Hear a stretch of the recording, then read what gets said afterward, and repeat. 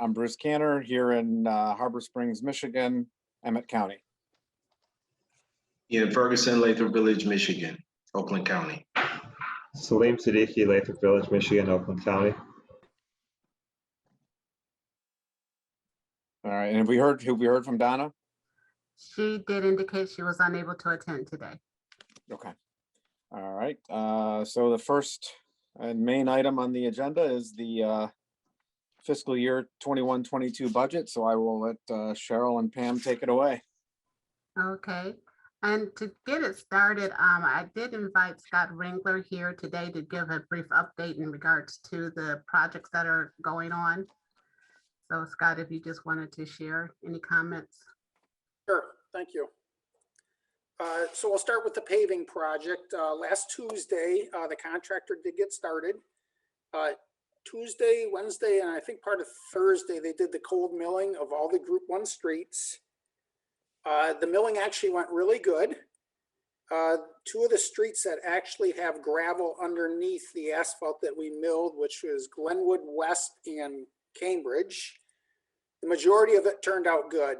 There's a section of Glenwood that had a lot of clay, silty clay, that we're recommending be removed and replaced with a good aggregate base.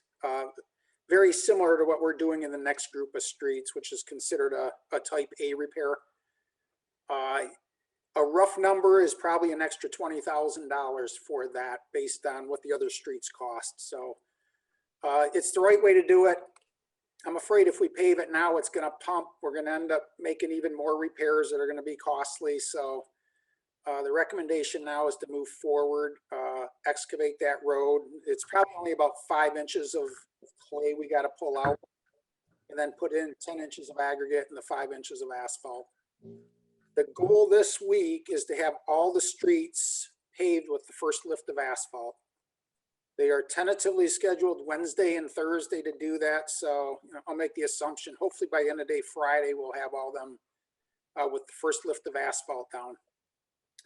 After that is what we like to do. We like to have them stay off the road for 5 to 7 days.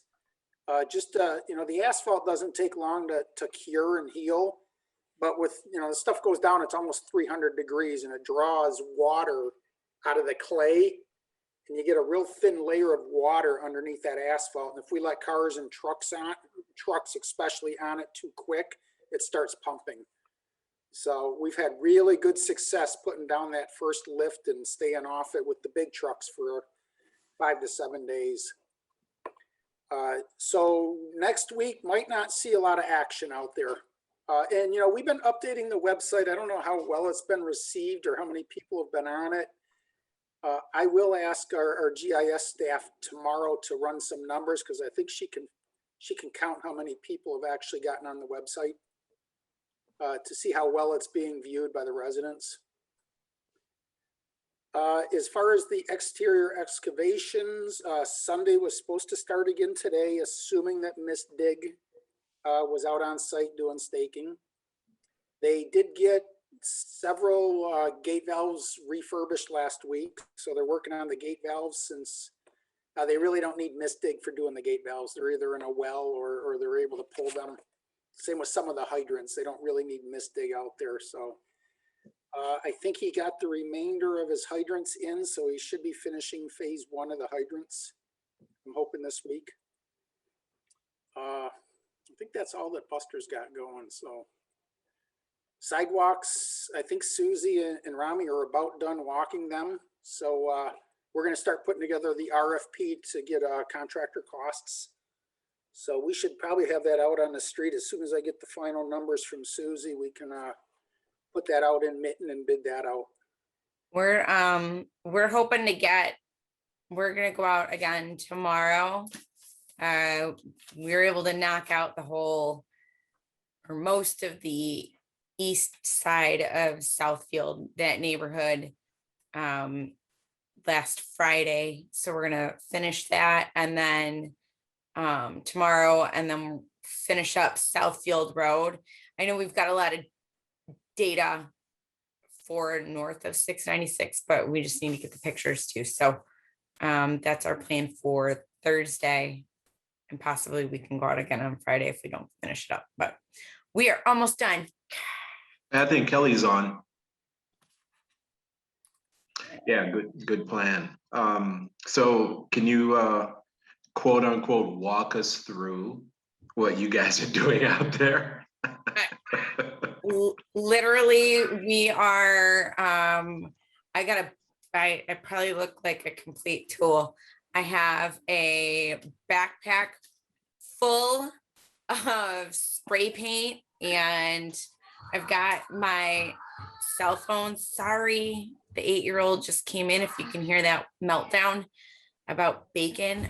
Anyway, I am out there. I've got the phone and Rami's got a binder and we're just out there saying, okay, this is a stubber. He's marking it down. I'm taking the pictures and inputting it. And it's pretty simple. Thanks a lot, Scott. I'm never going to look at a sidewalk again in the same way. Some residents are the ones that we've talked to. Some of them are a little bummed out that they've got so many, but those are typically the corner lots. Right. But for the most part, yeah, we haven't had any major complaints. People are really happy to see us out there and just find out a little bit more about the project and, when it's going to be happening. And we've been able to explain it to them. And for the most part, people are pretty excited. So.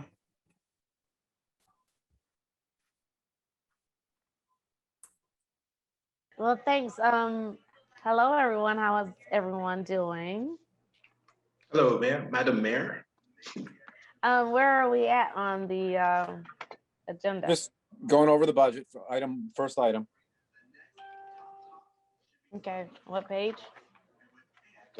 Page 1.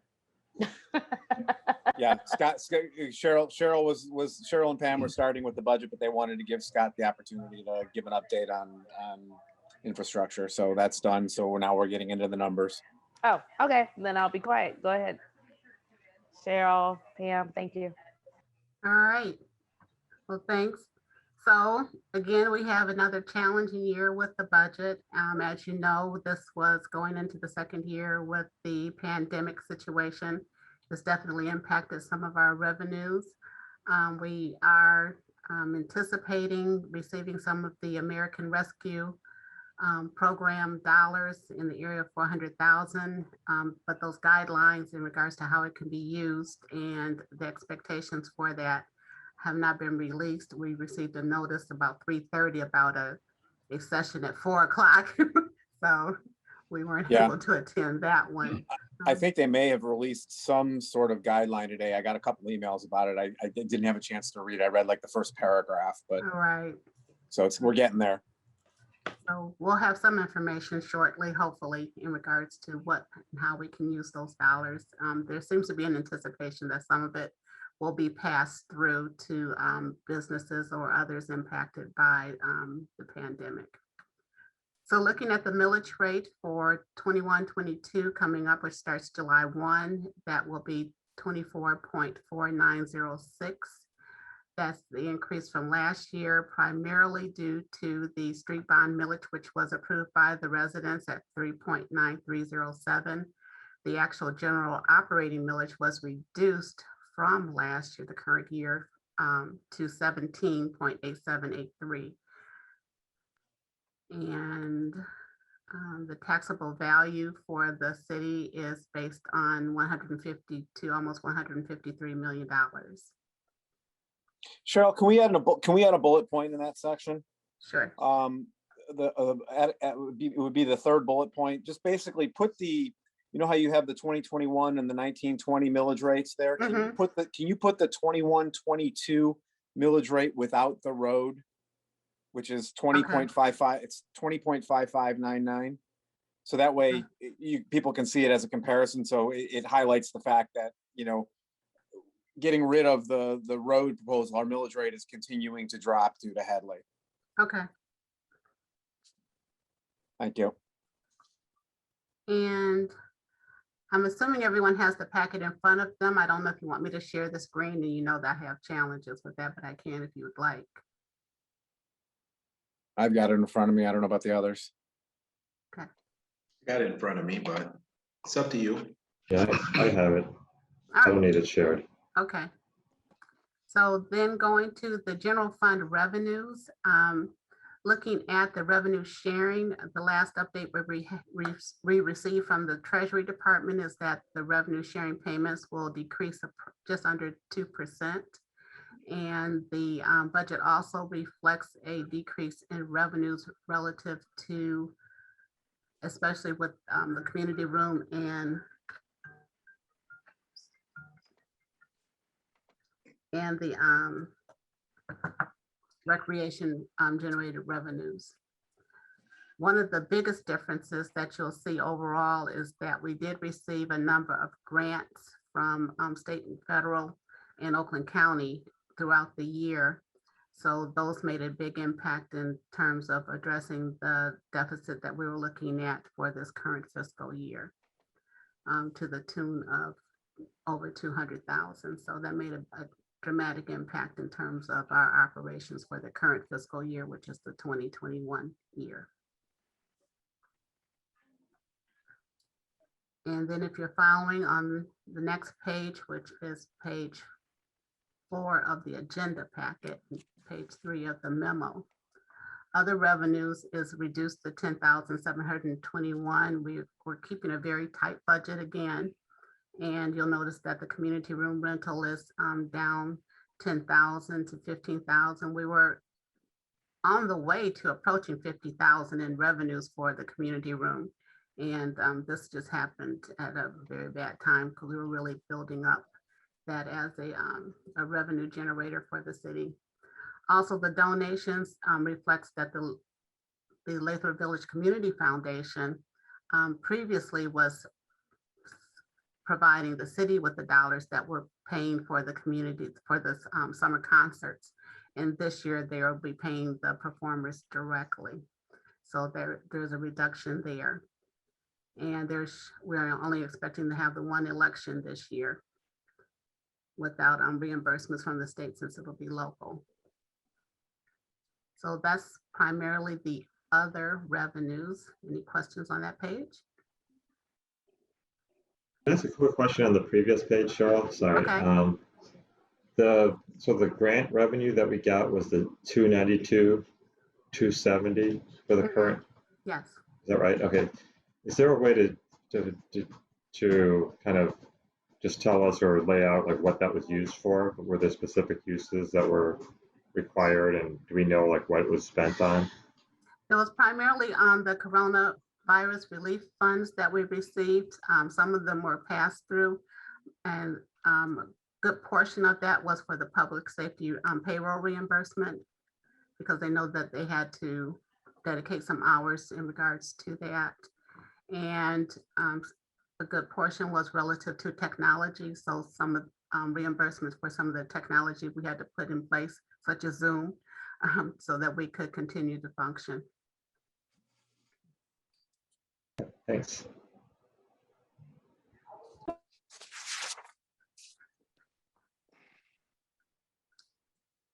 Then the next page is the summary of expenses. And you'll notice a lot of red. We've reduced just about every department, trying to keep the budget as tight as we can. And even though we have done that and reduced the proposed budget to, what am I reading?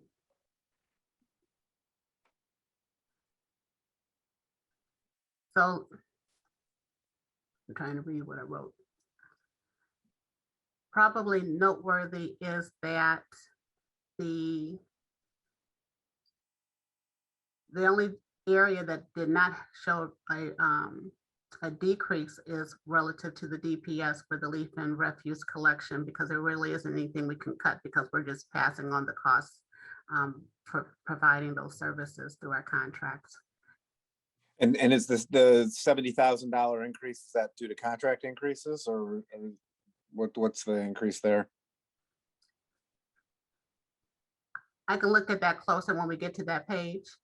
Okay. It'll have it, it'll have the detail. Then in regards to staffing, with the police officers, we had negotiated, and police and command officers, we had negotiated the 2% increase for the 3 years of the contract. So this is the first year. And so for both the officers and the administrative staff, the budget reflects a 2% increase. The second sergeant position has been filled, and we are budgeting for 2 full-time officers so that we'll be fully staffed. As a result, we're anticipating that the overtime budget will decrease.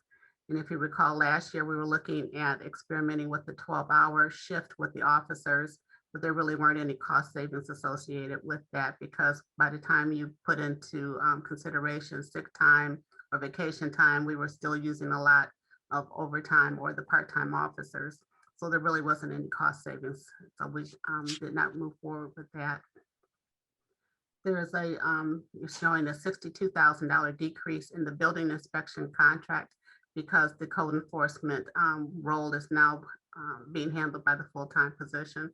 So they will be focusing more on being the building official as well as helping with the rental inspections. Any questions on government services?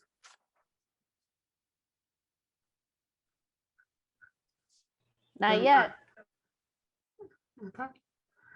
Under administration, again, the part-time code enforcement position is no longer reflected in the part-time wages. There's only the general election, so the elections line item has gone down. Legal services is slightly reduced because we are not anticipating having as much legal attorney fees because of the labor negotiations are over that we encountered last year. So the administration budget is reduced $12,403.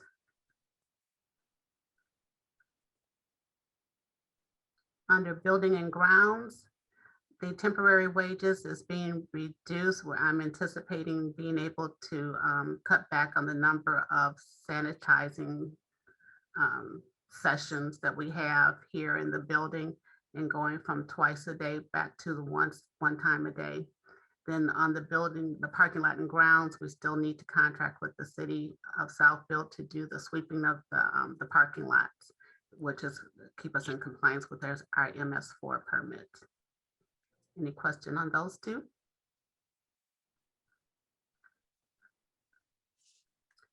Public safety, which is with many cities, is about 50% of our overall operating budget, and they're budgeted to be fully staffed. And as you'll see, there's a corresponding decrease in overtime and part-time salaries. The actual cost for the city of Berkeley, we have a contract with them for the prisoner lockup, is running lower than we had originally budgeted. So the budgeted number is more closely aligned to what our actual experience has been over the last 2 years of the contract. And we received word from Southfield that the fire contract as well as the emergency dispatch services contract will reflect a 2% increase, and both of those contracts will be on your May 17th council agenda. Any questions on the police public safety?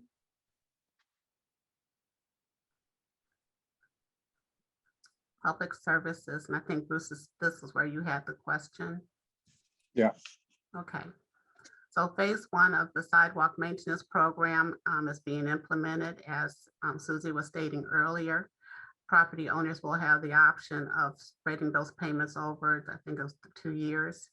But this requires that the city puts the money up front for that program. And working with Scott over the weekend, we estimated that to be in the area of about $97,000. You may not have that much in engineering costs, so I put it in at $90,000 because some of the work in terms of the monitoring, we may be able to do with our existing staff. And the Lathrup services contract, we kept that flat. I did not ask them if they wanted an increase, so I'm sure they would have. So, don't ask, don't tell. So your question, Bruce, was? I see it. I see it now. Okay. Yeah. All right. So Is it's that about the increase in the in the leaf increase? I'm sorry, because I had that. So The what is, DPS leaf and refuse collection, is that your question, Bruce? Yeah, Or that was my question back then, but that. So can actually- you show me why that went up by 2,000? I see where it's the refuse and equipment and roll-off expense that went up. I'm assuming the red is up. I mean, an it increase. did go up. If you look at the budgeted fiscal year 2021 amount Yep. at the total public services is 578. And then I think this is a labeling issue, because on page 4 of the packet, it says DPS leaf and refuse collection, and it's 69,440 is the total increase. And if you go to the bottom of page 8, the 69,940 is public services. So I think on page 5, that leaf and refuse, shouldn't that be public services? I think that's the issue.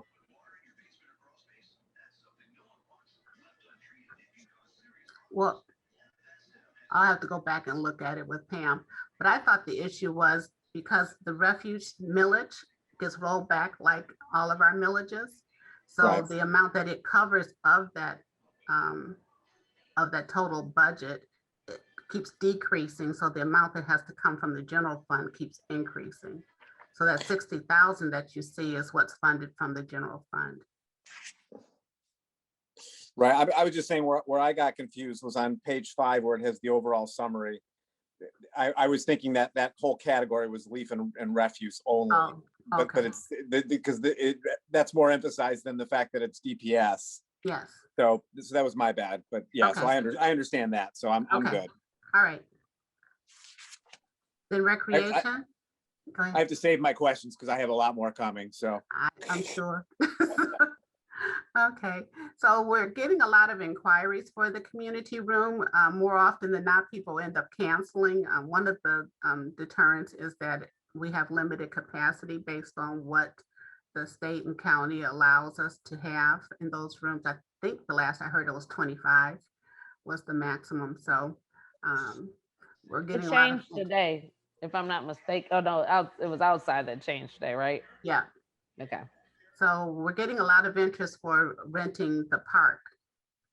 So I'm expecting that to pick up significantly. But in terms of events, we're still expecting very little activity. So you'll see those reflected in the budget. A number of programs that were planned for this spring had to be canceled primarily due to lack of participation. So people are still reluctant to participate in a number of the programs.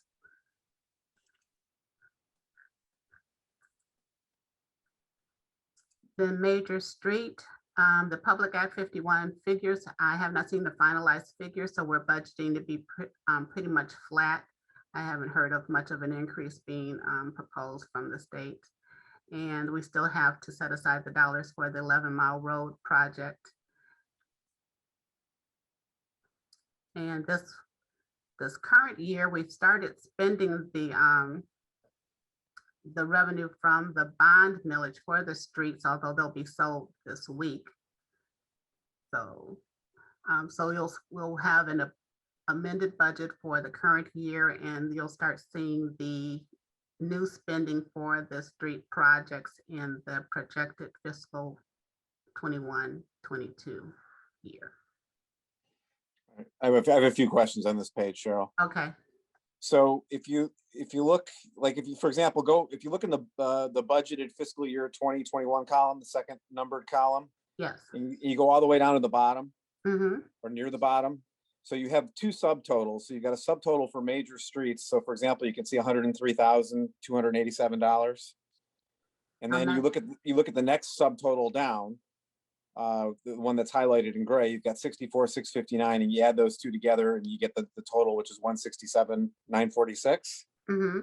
But if you go to the next column, the totals don't work out. So you're adding Okay. 101,000 to 910,000, you're getting almost 2 million. And then if you go two columns later, same thing, you're adding 235,000 plus 1.1 million, and you're coming up with 2.4 million.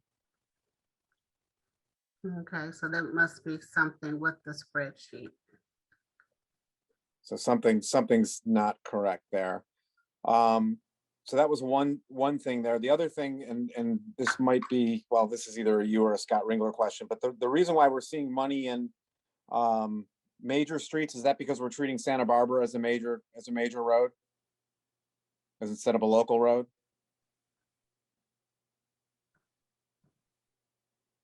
Is Scott still on? I don't think he is. I have the list of which streets are major and which ones are local. And it worked out almost 50-50. Okay. It was like 55-45. I can't tell you which streets were which, but I think most of Santa Barbara was. I don't even think it was all of Santa Barbara. It was very weird. So just for budgeting purpose, we kept it as a 50-50 split because it was my mind Okay, would go all right, crazy all right, trying to 'cause- remember 45-50. Yeah, because I know when we first talked about that, that was a little bit of a surprise. I don't guess I don't have a problem with it. Just that was a little surprised that we had the residential going in the major. But I just want to make sure that we were tracking the money appropriately so that, what's coming in is equal to what's going out. So in other words, we can track the major fund growth, because we're not, we're getting revenue in from Act 51, but we're also not doing the transfers that we have been doing, so that fund will grow. So we'll be ready for 11 Mile Road. So I want to make sure that, we're tracking, what I'm getting at. I want to make sure we're not taking money out of the major fund that wasn't from the millage, and putting it towards the millage project, so to speak. Yes. And then the other question I have is later on in the budget and some of the other areas relative to, some of these infrastructure projects, we show the millage amounts or the bond amounts coming in into the revenue section. So we've got the expenditures, in the expenditure table down below for the roads projected for 21-22, but we don't show any of the millage money coming in. Right, so shouldn't we be showing money coming into the major streets under the quote revenue area, because we've got millage money coming in to pay the expenses that we're seeing below? So Pam, can you help explain how Are we you talking were? about the major or the local? We're on major right now. Okay, major, there is going to be bond money coming in there, but we don't know what the figures are yet. We're hoping when they sell the bonds, we'll have a better classification of what figures we got and have to have. Okay, I just didn't see a placeholder in there, so I wanted to make sure we weren't forgetting, because for the capital improvement bond related expenditures, we did have that, an analogous number in those later tables, but we will need to get something in here for major and local streets. Well, if you don't put it in though, you just do a budget amendment next year when you know exactly what your figures are going to be. Right. So Okay. you can do it either way. Yeah. But What Bruce is saying, I think, is that we weren't consistent with this. Right, and the other thing that it helps, and I guess to my next point as well, I guess it's a good lead in. It would be helpful on these tables if we had somehow worked into it, like what the starting fund balance is and what the expected end fund balance is, because the whole reason why I got this, I was trying to figure out, well, what effect are we going to have in the major street fund balance, but I couldn't do that because I didn't know what the millage amount coming in was, and then I also don't see the starting fund balance here anywhere, or a projected ending fund balance. The money, when I talked to the auditors about where we were going to do it, we have to put that money into a different fund. It's not going into major and it's not going into local. That makes me happy.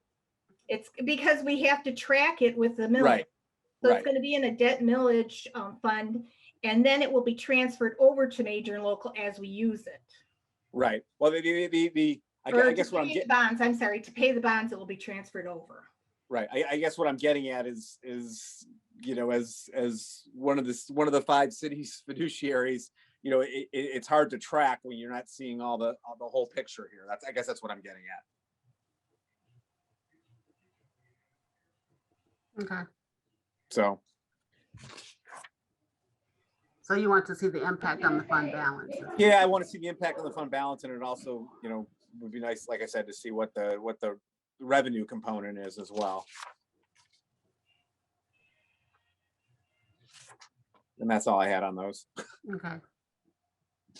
Hey Cheryl, that total that Bruce was talking about, the total major streets. So what it's doing is it's adding in your capital improvement street bond number twice in that total. Okay. I think it's a spreadsheet error, so that's what it's doing. Okay. That's why we have an accountant on council. I knew there was a way to figure it out. I tried to figure it out, Salim, I couldn't find it. That's what it is. And it's funny, it's not in the actual column though. That one's right, but it's in the other estimated and projected columns. Right, it's just in those two of Yeah. 6 columns. Okay. Then on the local streets, we will not be transferring in dollars from the major street fund or the general fund to the local street fund. And the capital improvement street funds reflects the use of the street bond millage for projects. Right, so my comments from the previous for major road also apply to local streets. And this one was a good example because our revenue is only estimated to be 143,000, but our expenses are supposed to be 468,000. So it looks like we're draining the fund here to some extent. Because we're not putting in any money from, we're not doing a transfer from the general fund like we typically do. So it looks like we're going into the fund and we're dropping the fund balance to cover those expenditures.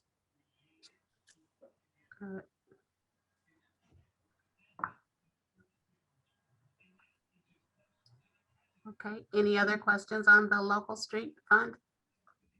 Yeah, so again, just to reiterate, I mean, so that's another example of why it would be good here to see what the projected start and end fund balance is, because my question is what are we projecting the fund balance to be at the end of fiscal year 21-22?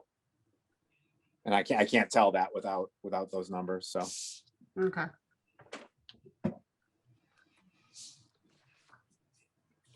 Then everyone's favorite, the water fund. So the water rates, they have been calculated. That was language from last year. So we're looking at an increase of approximately $7 on the water rates, which is all in the capital component. So that's relative to the bonded projects. And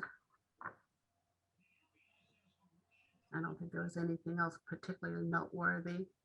all right, I got a couple things here, and I think one of them is going to require a lot of discussion, unfortunately. So it looks like from this that the increase is all put in as into the capital rate. So it looks like the capital rate is going from 925 to 1625. But the way we structured this in the recommendation and how we implemented this was really more of a surcharge than a rate. So if you remember, we were going to charge an increased rate only on the first 400 only on the first 4 units, which worked out to about $10 roughly per home. So that it was important to us on the infrastructure committee that every home was hit equally, as opposed to a sliding scale based on use. And the way this is, at least the way I'm interpreting this is going to be based upon use. So somebody who uses 8 cubic unit or 8 units, for example, is going to get double the capital improvement bond increase than somebody who just uses the stand, the 4 unit minimum. So we had wanted this as a surcharge. So essentially, so it was roughly, I mean, we calculated it out to about $10, per bill per month. So it's not reflective, not based upon the amount of water that they use. It's based on everybody in the city gets hit the same amount. I So this is definitely gonna, this is, understand the concept. I didn't know how to make it fit into our existing spreadsheet, so I think we would have to reconfigure it. Because it does not currently reflect the minimum charge, which is where that increase would be reflected. right, so that increase is going to be the same for everybody. So it's Mhm. really a surcharge. So really what we should do is calculate it based on a surcharge and get it out of take that component out of the rate. So we had looked at at least at that time, what was the current capital component. And we determined that we needed X dollars more above, per year above what the capital component was Mhm. bringing in. And that's where we came up with that number of roughly about $10, per water bill per month. So we really were, really referring to it more as a surcharge than a rate component. And I can work with Pam on this and, Okay. show her the numbers and how we came up with that. And then I guess the other question is, I'm just curious, we had calculated that we needed about $10, but is it only 7 because we're not, at least there are certain things that we're not doing this year. So for example, we thought that we budgeted for, I think 1,700 excavations, and we're only having to do 350. So those dollar amounts is I'm just trying to figure out how the number went from 10 to 7. I think you're only looking at the water side. We were Okay. basing it on the rates to have a balanced budget. That's where we came up with the 7. So now Okay. that's gonna change everything. Yeah. We might still have to have the 7 there, and then you might have to have a surcharge if we're gonna have a balanced budget. I'll have to see. We'll go back and look at it. The other consideration is that the water loss is still significant until we can get the new meters in or find out what is the cause of the loss, which is still an ongoing investigation. Okay. And then the other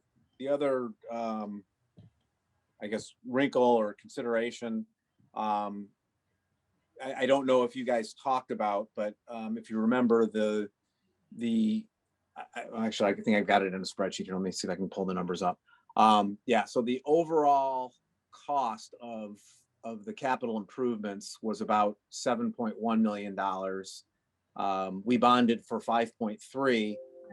We were going to use 1.88 million out of that was available in the water and sewer fund. So I don't know if you guys, how when you looked at the budget, how you handled that. So are we not using any of the $1.8 million that's in the fund currently towards these projects, or are we saving that for year 2 or year 3, or I didn't know if that was something that was discussed, since it's something that was new, and I just wanted to make sure that wasn't overlooked.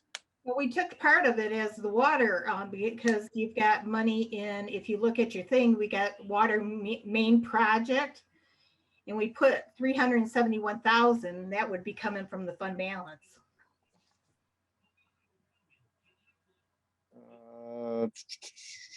What page is that on, Pam? I remember seeing 14. that. And let's see, water main. Because that's not a capital, that would not be capital money there.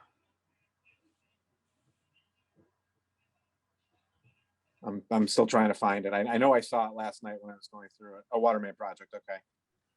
I think it's 14. Yeah. 3. Yeah. So 300 and 300, that's projected 356. 371. Oh yeah, 356. Yep. Okay. So we're draining into the fund for some of that. Okay. Yeah. Cause I just want to make sure, we have $1.8 million, almost $1.9 million over the next 3 years to spend out of that fund. So we just need to make sure we're doing some of that piece by piece.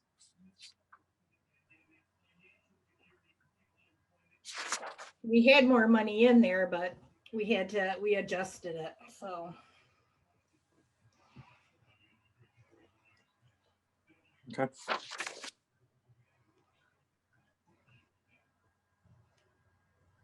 So we'll have to relook at the rates to do it as a surcharge.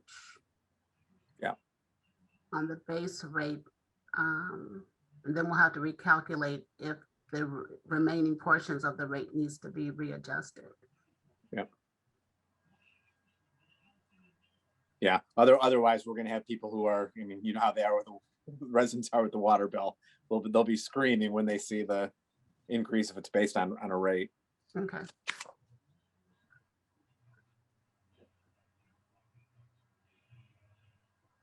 And then on the sewer rate, there is also the, what they call the Chapter 20 drain project that we'll have to start making payments towards as well. So that's accommodated in the sewer rate. And what we had indicated was a 1.56 rate increase for the sewer rate.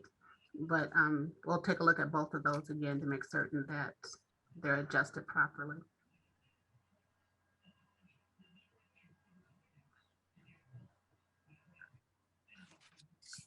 Any other questions on the sewer fund? Also, the sanitary retention tank has the approximately $550,000 in the upgrades relative to that Chapter 20 drain modification. And those are coming out of our bond dollars and not the Evergreen Farmington bond dollars.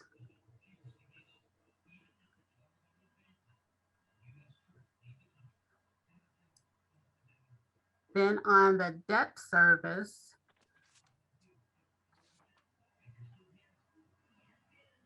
it was interesting trying to figure out what to do with the with the bonds because they weren't quite the same. One of them had a principal payment in year one and the other one didn't. So, and the interest comes out in one place and the principal comes out here at the debt service budget. So for the sewer bonds, we're looking at the $82,113 payment that'll be due. The two payments are due in October and April of each year. And or is that the existing? I'm sorry, Pam, is that the existing bond that we have or is that the new one? Or is it both? Oh, those are the existing. The first two are the existing. Okay. The new capital improvement bond, we don't have any principal to pay for that one for the first year, but we do in streets. Yeah.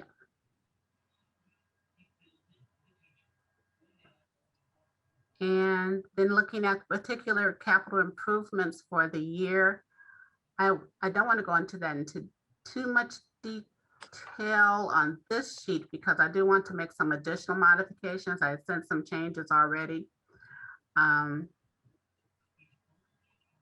What was originally recommended from the Planning Commission was far more than we could even remotely consider trying to fund. So my recommendation was to reduce that from, I think it was about 300,000 to about 100,000. But I think I'd like to reprioritize that recommendation to you even still. And looking at the City Hall lobby renovation and taking that out, as well as I think I was recommending taking out the splash pad. And what else? I wrote it down. I didn't see that the splash pad had a dollar figure next to it. Or is there something I'm not? Took it out. The one that I took okay. originally did, but I took it out on this one.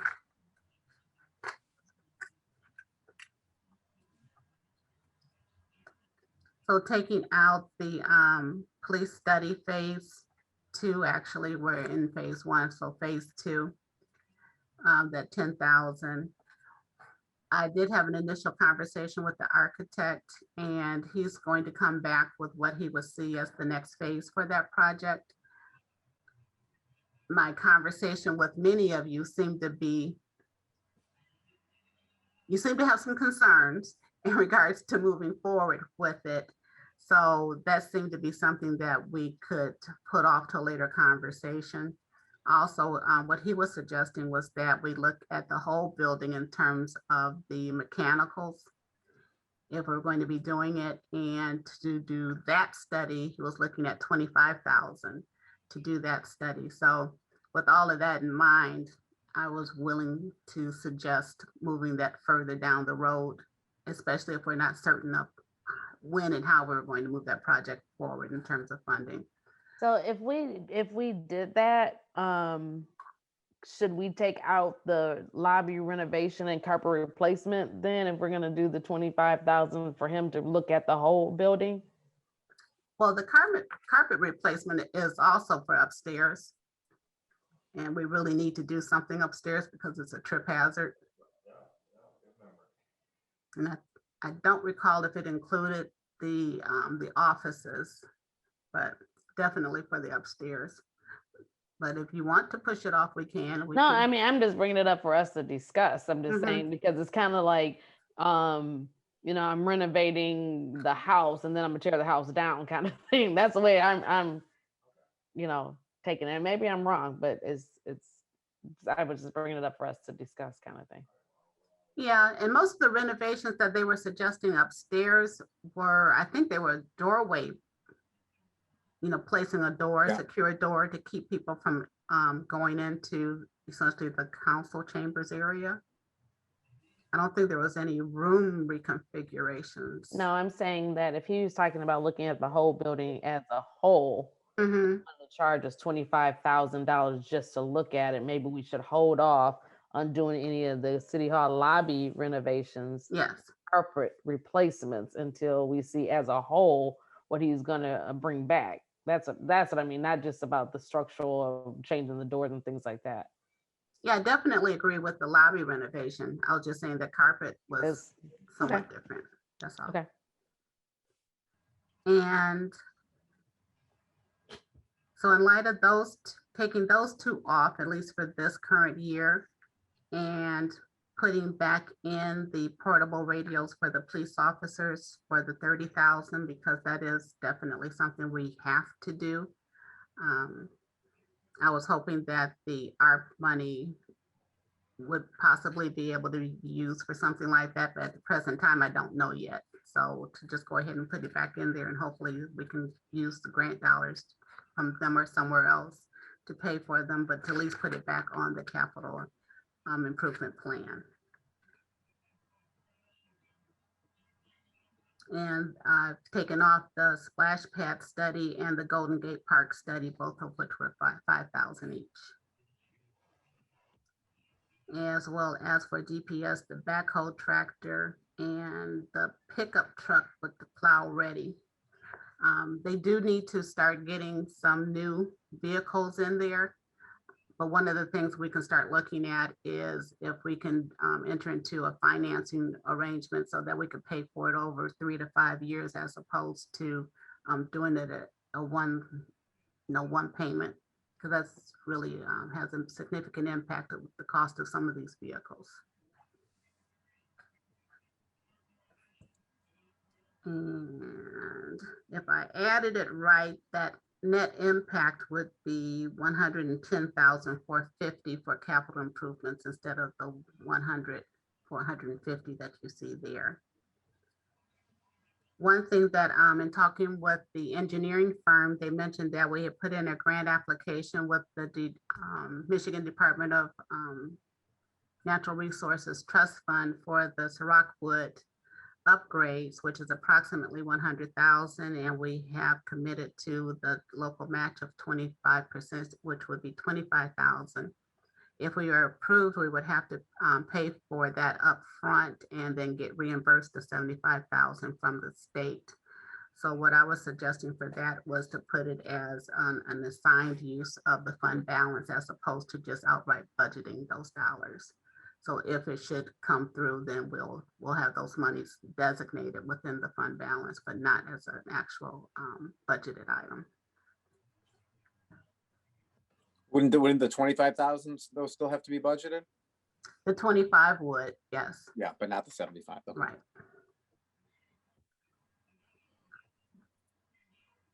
And And the next page, which is hard to see on the screen. It's hard to see on paper also. Yeah. That's why I went and got my glasses. Yeah. It was a spreadsheet.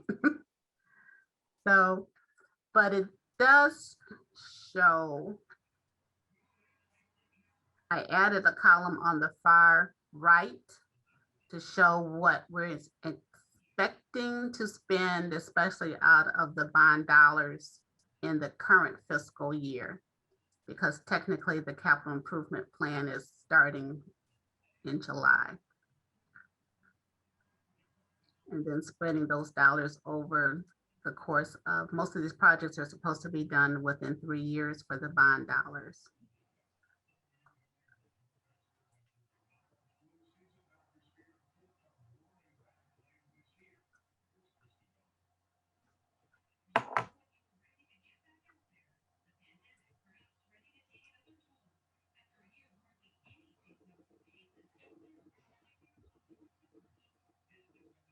I don't know if anyone had any questions. I know it's hard to see.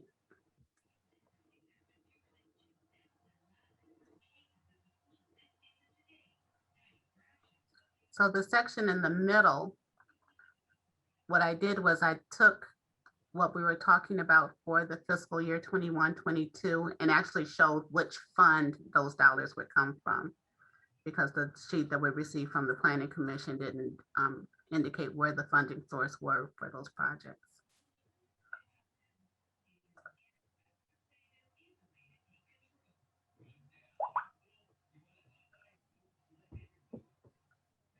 That looks good. Okay.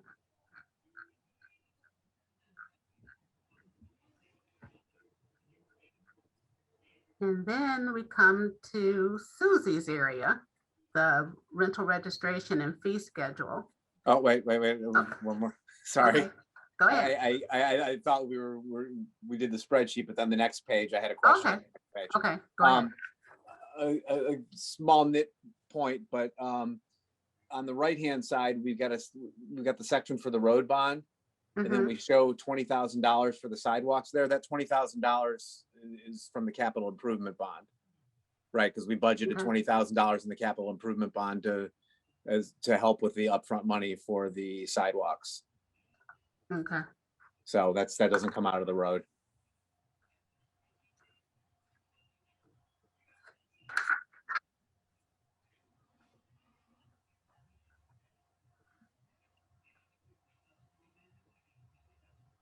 So I didn't have too many questions.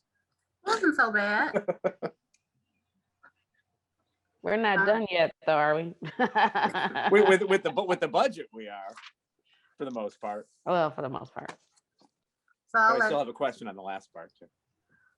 I'll let Susie go over most of this, but just to give you a brief overview, in looking at our fees for the year and having a more more concerted effort to make certain that all of the businesses were in compliance with the registration for their licensing for business licenses, as well as inspections for those who are landlords, especially in light of circumstances with particular buildings. One of the things we did find out was that our fees, one, weren't consistent with the categories that are spelled out in our ordinances, and two, that they weren't sufficient to meet the cost that we actually are encountering by having the various officials come out and do the inspections. So, quick question about that. Sorry. The fees on page 20 are what the suggestion is for them to increase to. I'm wondering if you could possibly put on there a comparison of what the old fees are and what the new fees are. I will certainly add that to the thing, the document. Sorry. I knew what the thing was.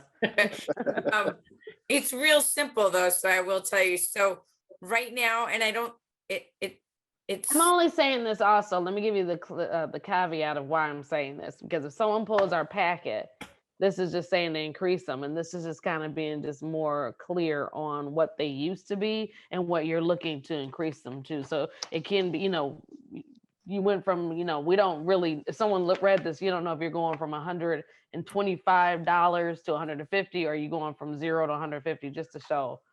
what Right. you increase it. Sure. And No, it gives us grounding too, not just people who pull the package. It helps us too. Yeah. wow. So I made a note for myself. I'll make that adjustment before it goes to Thank you. officially at the meeting.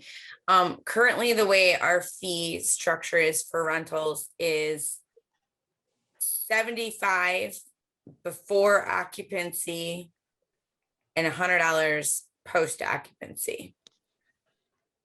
And that's it. And I couldn't tell you if that means, if a property is fully occupied and then part of the units go vacant. It's nebulous as to whether or not, does that still count as pre-occupancy or post-occupancy? Right, so it's not even very clear as we currently have it. And like Cheryl mentioned, it's not set up in any way, shape, or form to coincide with what you see. And the categories listed, I mean, this is taken directly out of the ordinance. I did look at some of our surrounding communities. But Susie, so are these yeah. fees for people that rent out their properties? Is that what this is? Like a Yes. registration fee? Okay. Yes. For Yep. residential and commercial? We charge Residential this fee and every commercial. year if someone's renting out their property. Correct. Okay. Correct. I looked at Southfield, Hamtramck, Centerline, Berkeley. I tried to keep it to the smaller communities, since I think that would give us a better apples to apples comparison. And then I looked at actually how we went about structuring the fees for when we did inspections last summer at our larger property owners. I think the biggest problem is that the fees as we have them currently set up is that they don't cover the inspection costs. Jim is typically $75 an hour per trade is how we've kind of got that set up. So this is pretty well lined up. I can share my spreadsheet with you if you really want. It's probably only makes sense to me. It's got a lot of crazy shorthand in it, but we're pretty well lined up actually with Berkeley, somewhere between Berkeley and Royal Oak. So Ferndale charges like nothing. So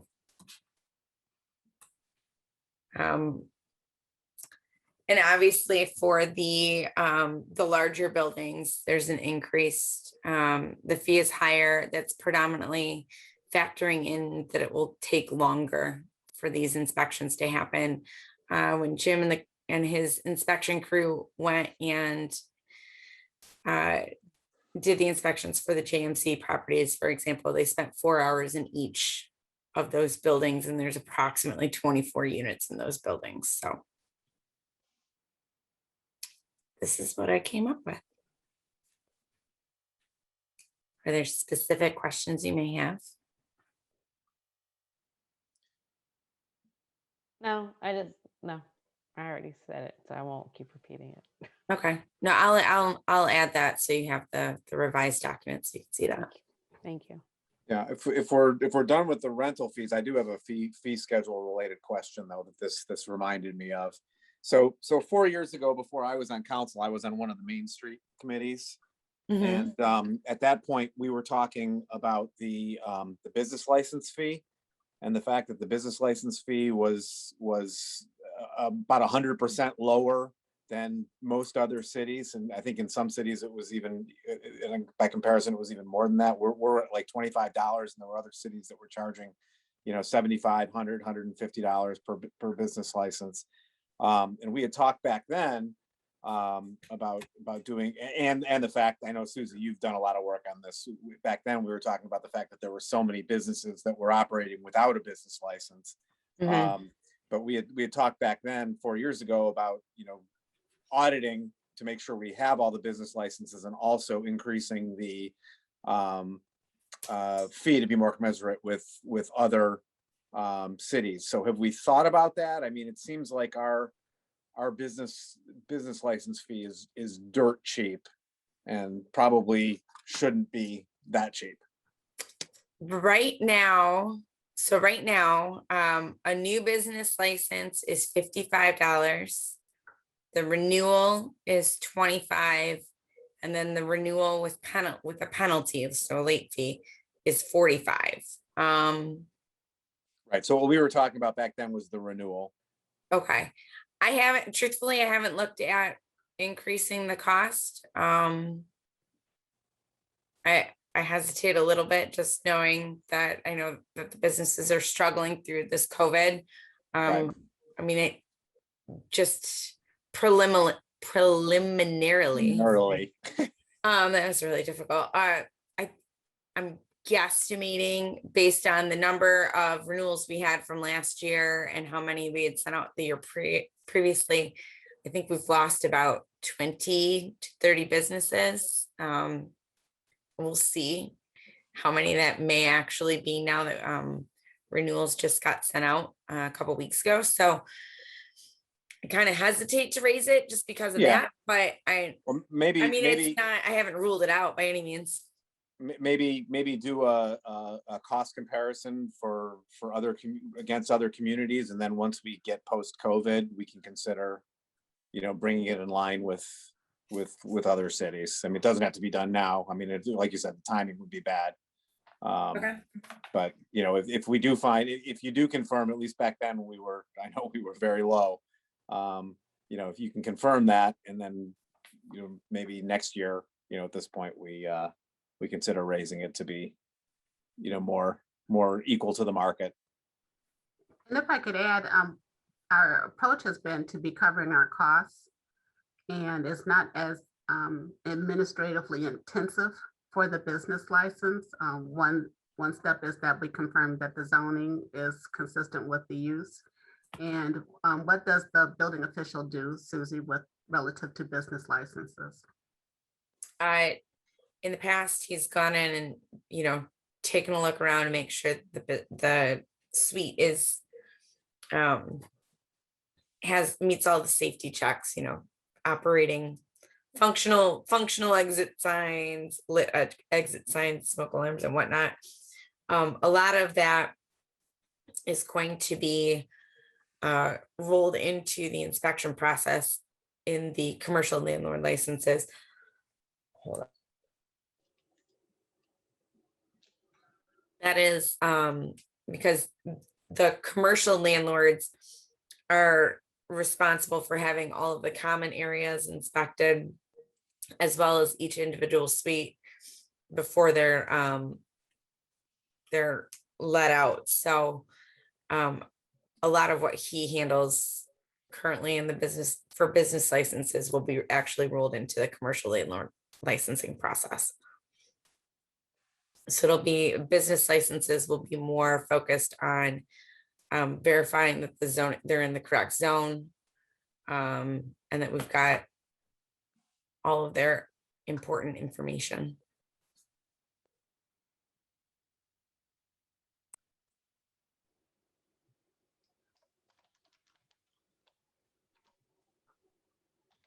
So any other questions in regards to the rental inspections fees, landlord license fees? I don't have anything. I don't either. You can go on to the sign ordinance.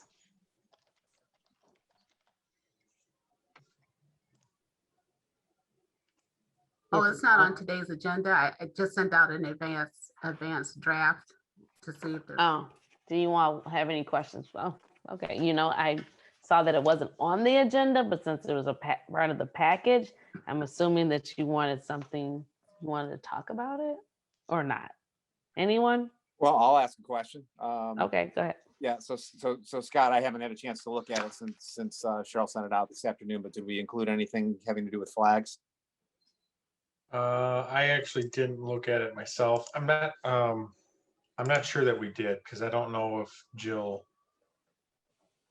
trying to pull it up. I don't think she made those changes. Do you know whether that was purposefully or she just didn't get them or? I know she made some changes to the temporary sign language, but I don't know if we included flags or not. I'll have to check with her. Okay. So I'm just looking to see if I can find it real quick. Yeah, no, it doesn't include flags, so I'll talk to her about it and find out. Okay. And if we can get an update once she includes it, that'd be great.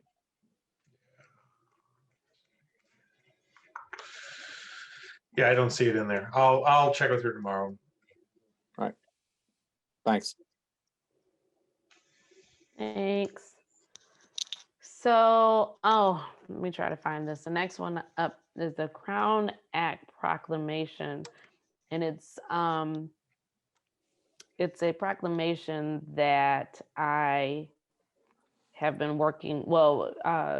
State Representative Bowden originally brought it to my attention.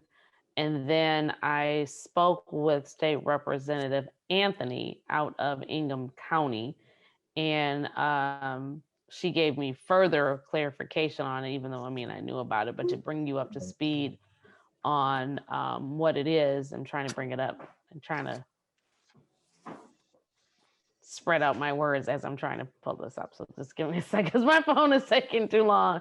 And we don't even want to go into how I feel about our IT stuff right now. So, but Bruce, you can bring that up under yours if you like. What's that? All right, what's going on with our emails and things like Oh, that? yeah, I think it's working now, but I need to check on it again. I can only get stuff off my phone, but we'll leave that alone. Okay. So, Sarah Anthony, like I said, out of Lansing, Ingham County, is introducing the Michigan Crown Act. It's a bill that would ban race-based hair discrimination in Michigan. The language specifies that hair is a trait historically associated with race, including hair texture and protective hairstyles. The Crown Act, which stands for Creating a Respectful and Open World for Natural Hair, is the law that prohibits race-based hair discrimination or the denial of employment and educational opportunities because of hair texture or protective hairstyles, including braids, locks, twists, or Bantu knots.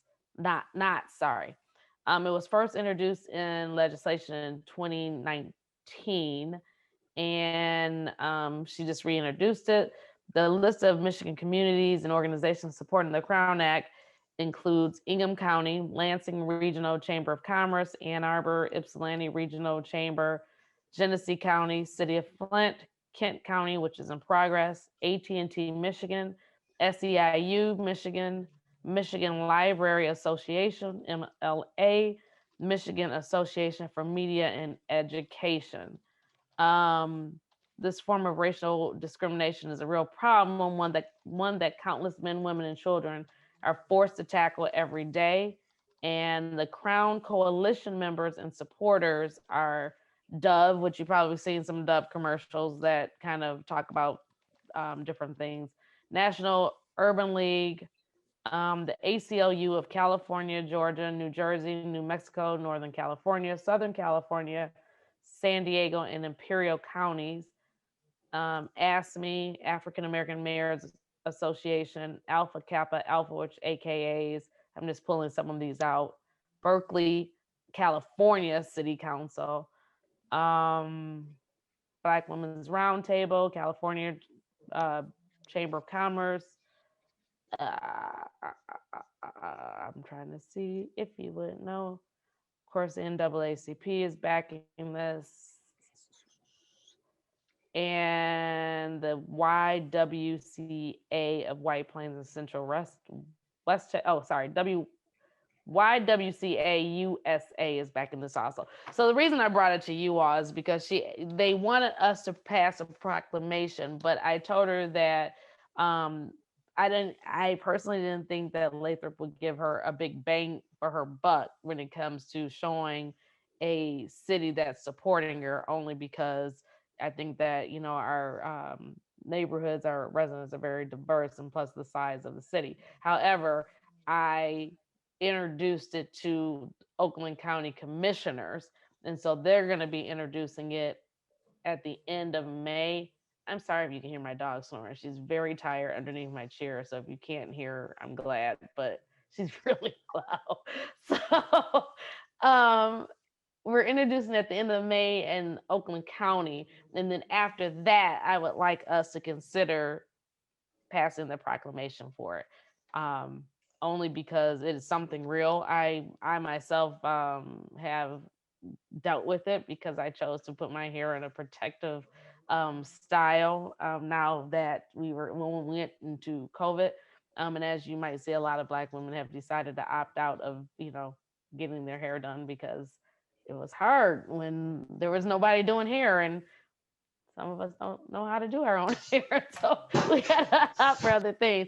And believe it or not, it is a situation where people are not getting jobs. And I know that you might have read something about the young girl, I forgot what county it is, where kids are being kicked out of school and things like that for their hair. So I just wanted to bring it to you, introduce it to you, if you all had any questions prior to us, considering it for a proclamation.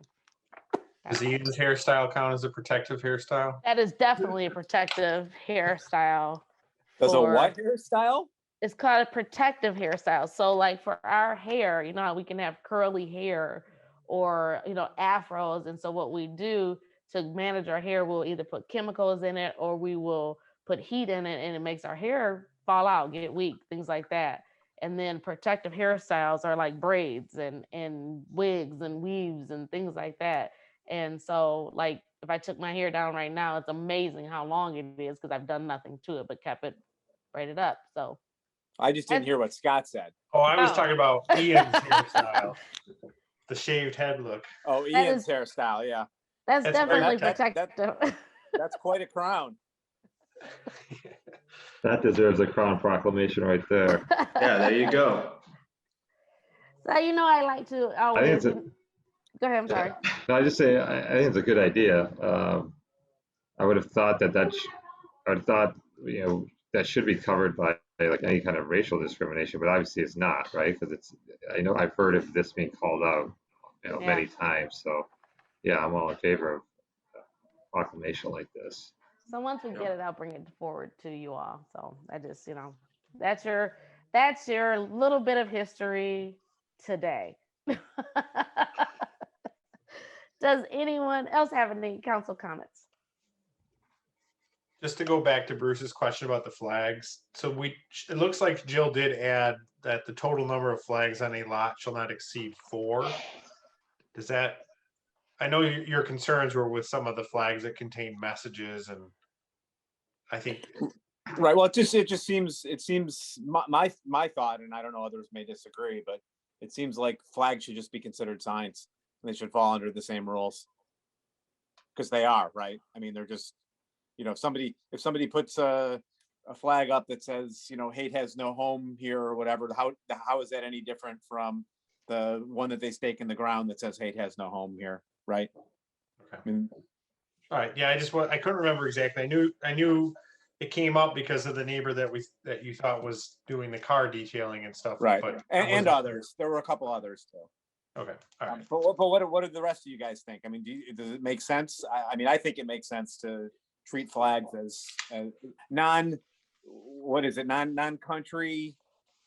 flags have their own ordinance. Yeah. So flags of any country, state, or municipality, those would be inclusive in the maximum of 4. Right, but the I think Scott told us a couple meetings ago that those were, covered under a different ordinance, but these flags, that are different. essentially signs, they should be treated like signs. I got nervous for you there, Bruce. That's why I was Yeah. crying. Like, are you telling people they can't fly the American No. flag? No, okay. So you're saying the anything, not country flag. So Right. I'm good with that. Yeah, me too. Thanks for the clarification also. So are we saying maximum would be 4, including any kind of flags that are non-country flags? Well, I think the sign ordinance says it's based on, well, I think it's, what is it, Scott? It's any sign is no more than, what is it, 24 square feet? No, wait, I'm blanking. Yeah, out. 24 square feet for residential. And I think non-residential is 32 square feet. Yeah, something like that. Total square footage area, so.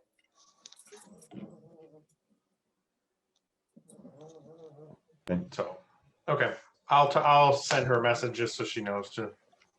Yeah, that's right, because it was like six square feet per, I think residential was six square feet per sign, maximum 24 would be signs. Yeah.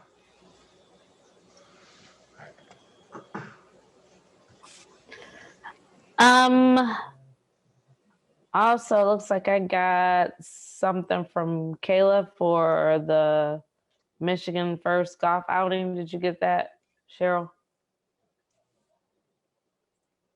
I may have. I don't recall seeing it though.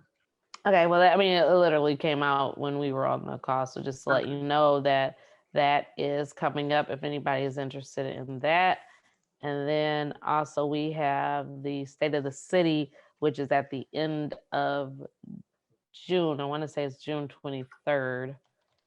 Is that right? Or somebody gonna say something? For what? The State of the City. Oh, no, I was looking, the golf outing's May 24th. Right. Than it normally is. And I'm trying to go through my phone. I'm not trying to be mean either, but my irritation June is high. 23rd at 11 a.m. Yep, that's it. If anyone's interested, please let Cheryl know. Also, which I want to say I got an earful from Mayor Pro Tem via text, I think, that if you have this Mayor Pro Tem? Yeah, that one. Oh, right. If you have not sent in your evaluations. Oh, on that. Oh, yeah. Yeah. They were due 2 weeks ago. I was not gonna throw them totally under the bus, but yes, if you have not sent in your evaluations, it's very important that you send them to me as soon as possible, please. I'm trying to go through my emails to see everything I was supposed to say. Southfield and Ascension Hospital, our community partners, on April 19th, they have opened the newest regional community vaccination center at Southfield Pavilion. It is for all eligible Michigan residents to get vaccinated. Walk-ins are welcome, but appointments are recommended and can be made at Ascension Health, one word, .inquicker.com/vaccine. I can also put it in the chat if that's going to be helpful. And I think that is all that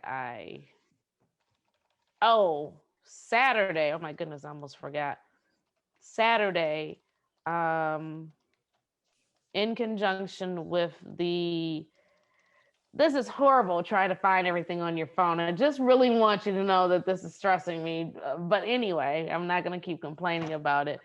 In conjunctions with, I forgot what lawyer association it is, we will be doing I always say this and I'm always wrong, but I'm going to say it anyway, our final food drive on Saturday. I hope that people can come out for that. It's from 1 to 4. If you want to be a volunteer today, as of today, we're going to need you there at 12. The reason why it was held up last time is because basically we had to take the boxes off 2 by 4 or whatever because they didn't send a pallet jack, which was lots of fun. So Yeah, it's the Black Women's Lawyers Association of Michigan. thank you very much. And that is with our own Judge Kamisha Gant, who is running it. So I think that's all I have because I really can't scroll through all these emails. That would be my 10th to dig about the fact that I can't get into my emails off a computer. So I'll stop at that point. Does anyone else have anything? Just to tell Pam, if you need me for the water sewer rate stuff to go over anything, I'll be back in town on Wednesday, so I'll be available on Thursday and Friday. We didn't. Oh, you know what? I'm so sorry. Did we do where we were at? You didn't, but we did. Oh, So do it. I'm Kelly Garrett, and I'm in the city of Lathrup Village, Michigan, in Oakland County. Yeah. Sorry. I think. Couple questions. You say you have a question? Yeah, just a couple questions. So regarding the DPW truck that was on a line item in our packet. Cheryl, did you say that you were going to research like a 3-year loan for that, for a new truck? Is that what you stated? Right. Okay. The truck that we have right now, I mean, those are paid for, right? They're not on any kind of lease or loan, right? No. Okay, so but they're pretty much their useful life is coming very close to an end, right? So when are you gonna finalize the research on that? Do you have a timeline when you want to bring it back to council and then have us act? I don't have a timeline on it. Probably within the next 6 months. Okay. You're talking about the pickup truck, right? Yeah. Okay. All right. The other item I have, and I think I brought it up at the last council meeting regarding social workers for mental health in the city of Lathrup Village. I think we need to put that on an agenda item to discuss it, get into more details, because I think it's important for the city to understand that we as a council, administration, as well as staff are concerned about mental health, and we want to research and do more to help our residents. So can we discuss it in further detail? Yeah, I think that's what we resolved at the last meeting, that we were going to. We did, but we didn't have a date or anything, so I don't I want had it it to. I had it tentatively on the first June meeting study session. Oh, okay. All right, that works. Thank you. And if we could talk before then, because I'm not quite certain what specifically you want discussed or what background information you'll need for that. All ideas are welcome at this point. Okay. All right, I think that's it for me. Okay. Anyone else? Salim, everybody has said something. You want to just kind of come up with anything? No, I'm good. Quiet storm, you are. Okay, well then we are all set. Public comment. Oh my goodness, thank you. We do have one resident on, I believe. Yep. Have a public comment. I saw around me and I had a question that he jumped out before I can even ask the question, so I will just wait till tomorrow. Public comment? Yeah, if you have public Hearing comment, none. raise your hand. Or type in the chat. Okay, well, hearing none, then now can I say I think that we can adjourn? Yes, we can. Okay, All right, have a sounds good. See everybody. Have a good night. Bye, Bye-bye. everybody. Good Bye, night. everyone. Bye now.